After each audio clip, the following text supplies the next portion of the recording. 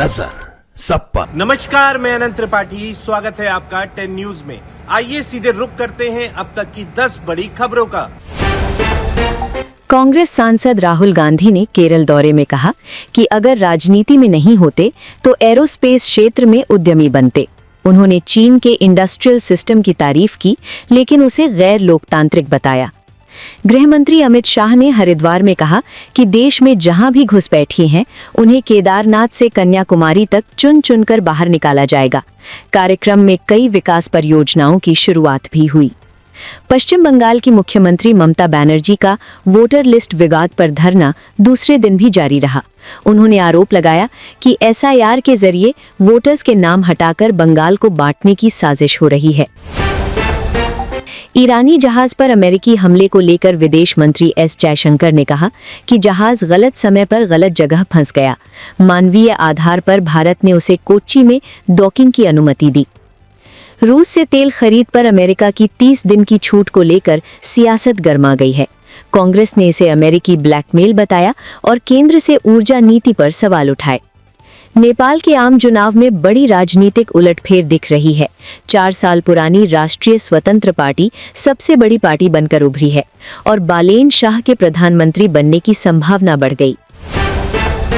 Iran ने पड़ोसी देशों से माफी मांगते हुए हमले न करने की बात कही, लेकिन थोड़ी देर बाद कतर में धमाका हुआ। अमेरिका ने ईरान पर बड़ा हमला करने की चेतावनी दी। तकनीकी खराबी के कारण ईरान का युद्धपोत आइरिस लावन कोच्चि बंदरगाह पर रुका है। जहाज के 183 नौसैनिक मौजूद हैं और भारतीय नौसेना की मदद से इसकी मरम्मत की जा रही है। मिसाइल का मलबा गिरने से बंद हुआ दुबई इंटरनेशनल एयरपोर्ट अब आंशिक रूप से खुल गया है। 7 मार्च से उड़ानें फिर शुरू हो गई हैं, जिससे यात्रियों को राहत मिली। यूपी के डिप्टी सीएम केशव मौर्य के हेलीकॉप्टर में उड़ान के दौरान तकनीकी खराबी आ गई। 2000 फीट पर डिस्प्ले बंद हुआ और धुआं भर गया, जिसके बाद सुरक्षित इमरजेंसी लैंडिंग कराई गई। नीतीश कुमार के राज्यसभा जाने की खबर के बाद जेडीयू में नाराजगी बढ़ गई। मुख्यमंत्री आवास के बाहर कार्यकर्ताओं ने नारेबाजी की और पार्टी के 2 नेताओं पर आरोप लगाए। जैसलमेर में आरएसएस प्रमुख मोहन भागवत ने कहा कि दुनिया में बढ़ते युद्ध और संघर्ष का कारण मानवता की एकता को न पहचानना है। राजस्थान सरकार ने disturbed area protection bill pass किया है। इसके तहत दंगा प्रभावित इलाकों में 3 साल तक संपत्ति की खरीदो फरोख्त प्रशासन की अनुमति के बिना नहीं होगी।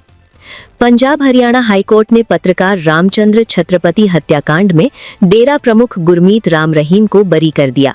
हालांकि 3 अन्य दोषियों की सजा बरकरार रखी गई। यूपी कैडर के चर्चित आईपीएस अधिकारी अंशिका वर्मा और कृष्ण कुमार बिश्नोई जल्द शादी करने जा रहे हैं। दोनों 29 मार्च को राजस्थान के जोधपुर में 7 फेरे लेंगे। नोएडा में प्रॉपर्टी डीलर साहिल सिंघल की हत्या के मामले में खुलासा हुआ। प्रेमिका शादी का दबाव बना रही थी। इनकार के बाद उसके भाई ने गोली मार दी। जयपुर में एक युवक ने फ्लैट में फंदा लगाकर आत्महत्या कर ली। मरने से पहले उसने मोबाइल में सुसाइड नोट लिखा था। पुलिस मामले की जांच कर रही है। जयपुर में रमजान के दौरान नमाज के वक्त फिरदौस मस्जिद की दीवार गिर गई।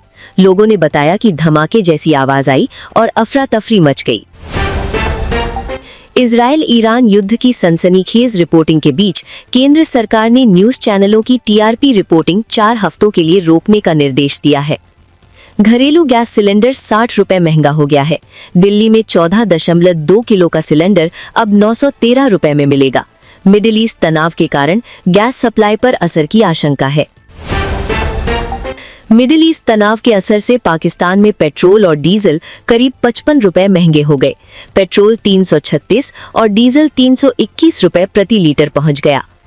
आरबीआई ने डिजिटल फ्रॉड पर नया ड्राफ्ट जारी किया है। शिकायत तुरंत दर्ज कराने पर ग्राहकों को 25,000 रुपए तक मुआवजा मिल सकता है। ईरान इजराइल तनाव के बीच अमेरिकी शेयर बाजार में गिरावट आई।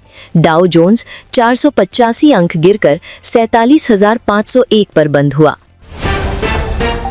भारतीय क्रिकेट टीम रिकॉर्ड 15वीं बार आईसीसी टूर्नामेंट के फाइनल में पहुंची है। 1983 से अब तक टीम इंडिया 7 बड़ी ट्रॉफियां जीत चुकी है।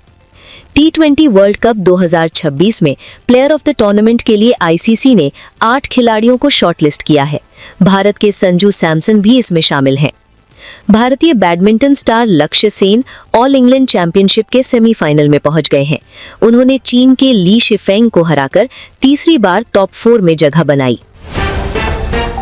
बिग बॉस 19 की पूर्व कंटेस्टेंट फरहाना भट्ट खामेनेई की मौत पर बयान देने के बाद ट्रोल हुई।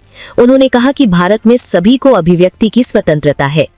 जानवी कपूर ने अपने जन्मदिन पर तिरुमला मंदिर में दर्शन किए। उन्होंने करीब 3550 सीढ़ियां नंगे पैर चढ़कर भगवान वेंकटेश्वर के प्रति अपनी श्रद्धा जताई। रणवीर सिंह की फिल्म धुरंधर 2 का ट्रेलर रिलीज हो गया है। फिल्म में रणवीर डबल रोल में नजर आएंगे और ये 19 मार्च को सिनेमाघरों में रिलीज होगी। तो ये थी अब तक की 10 बड़ी खबरें देश विदेश की, और भी ताजा तरीन खबरों के लिए जुड़े रहिए 10 न्यूज के साथ। नजर सब पर। नजर सब पर।